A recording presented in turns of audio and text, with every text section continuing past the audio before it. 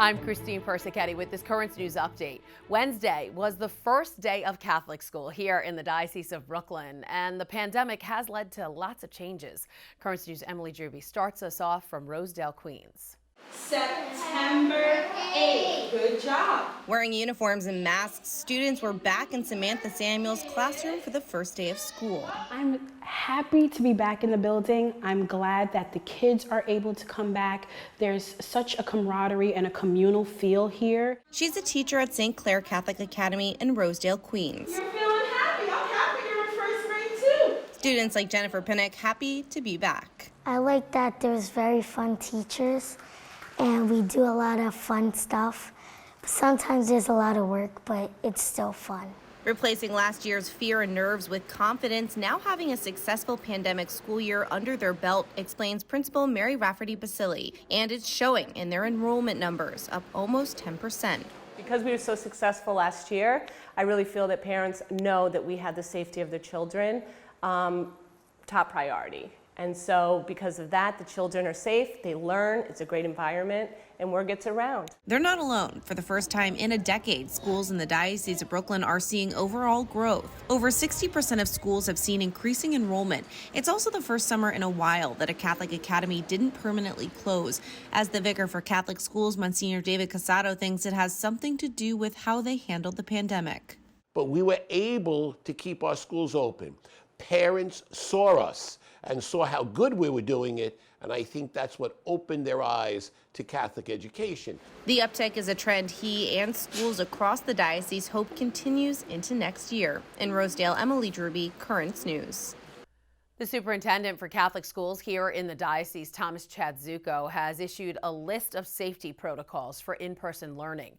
Masks are required for everyone indoors. School officials are to encourage vaccinations and maintain social distancing, hand washing, and sanitizing.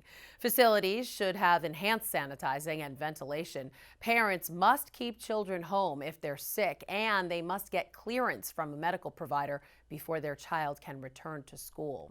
And more now from Monsignor Casado. The vicar for Catholic schools says that by following protocols, the children can stay safe and healthy in the classroom. I kept on cautioning them, wash your hands, be careful, be careful in class, keep social distance. So I think they get the point, the kids get the point, and they're happy to be together. My prayer is that we can eventually do away with the masks. The Monsignor says he's calling on the Blessed Mother to help us all going into this school year. For parents who want to keep their kids learning from home, the Brooklyn Diocese is offering the city's only online option. Our Jessica Easthope walks us through it.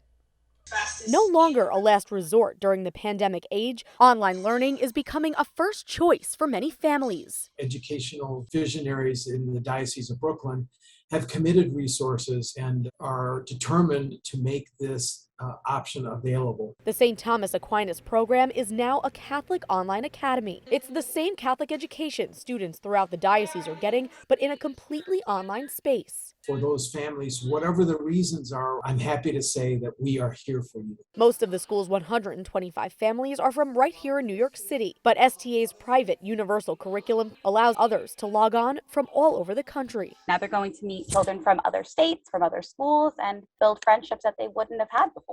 And STA isn't just a better option for its students, but for their teachers too. I have family members who are immunocompromised, so it's really been a blessing to be able to still continue teaching these kids. This year, St. Thomas Aquinas is an officially sanctioned diocesan academy that's here to stay. Jessica Easthope, Currents News. Enrollment at St. Thomas Aquinas Catholic Online Academy will remain open for the next few days. Families can register at stacoa.org and find more information about tuition and financial aid. Mexico's Supreme Court taking a step back in the protection of life, ruling that it's unconstitutional to punish women who have abortions. The court unanimously annulling several articles in the penal code of a state on the Texas border. The reversal is expected to have wide-ranging effects throughout the country. 80% of Mexicans are Catholic. Currently, only 4 of the 32 Mexican states allow abortion in most circumstances. Pope Francis doubling down on a global push to get everyone vaccinated. The Holy Father repeating his plea in the preface of a new book, where he called the COVID shots a sign of hope and urged people to trust science. The pontiff has been a huge advocate of the COVID vaccine in the past, even hosting a vaccination event at the Vatican. Ahead of the Pope's upcoming trip to Slovakia, the country is setting up security measures to prevent the spread of COVID. The government will verify ahead of time that each participant is vaccinated. People will then receive a QR code that must be shown at every event. In the Pope's other stop in Hungary, people won't be required to show a passport, but the country is already administering third doses of the vaccine.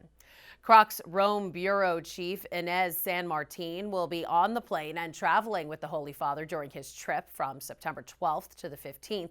She'll join us along the way next week on Currents News to fill us in.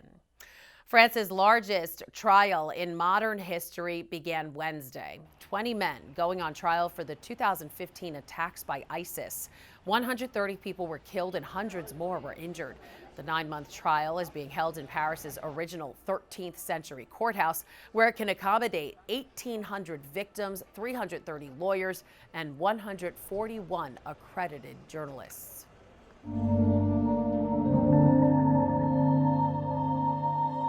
Those of us old enough to remember September 11th, 2001 still struggle to make sense of the violence of that day. For our children, it can be even harder. But now, one Port Authority police officer has turned his 9/11 story into a book that is inspiring the next generation. Jessica Easthope reports. Will Jimeno is an author. Like I said here, instead our country pulled together like never before. His stories are about overcoming fear and living your faith. But there's nothing fictional about them. He did both on September 11th, 2001. I always say, well, if God left me on this earth for a reason, is as a survivor, it's my responsibility and obligation to help other people. It shows you me as an immigrant. But get this, one of his 9/11 books is for kids. Immigrant American Survivor is about that day, his journey to the U.S. from Colombia, and his Catholic upbringing. My actual police ID and shield. In the years following 9/11, Will was asked to talk to young students who were afraid to fly, and his speaking engagements evolved into a message: never give up. And how do I talk to kids about the darkest day in U.S. history? And I think it just came from my heart. I had the same trials and tribulations as every other child. So what I want people to understand is I'm no different than them. The actual collapse happening. In the children's book, you see the true story of Jimeno, a Port Authority police officer, trapped, crushed beneath the World Trade Center's 220 stories of concrete and steel. One of the things I've always done to my wife and my daughter was the sign language, I love you. So I took both my hands, I crossed them over my chest because I figured I was going to die. Hopefully they'll find me like this and be able to tell my wife I was thinking about her. When they found us. After 13 hours, he was only one of 2 people pulled alive from underneath the collapse. To the world who watched in horror on that day, 9/11 was a tragedy. But for Will, he's been able to take the good with the bad. You know, Jesus died for us. If we just look that they nailed him on the cross, then it's just a tragedy. It's not a tragedy because he gave his life for us. On 9/11, I don't look at what the terrorists did. I look at all the good that day. That's a lesson he hopes to pass on to the next generation. Jessica Easthope, Currents News. That is this Currents News update. The newscast will be back to its full length this fall when we move to our new studio. I'm Christine Persichetti. Thank you for joining us because we are putting your faith in the news.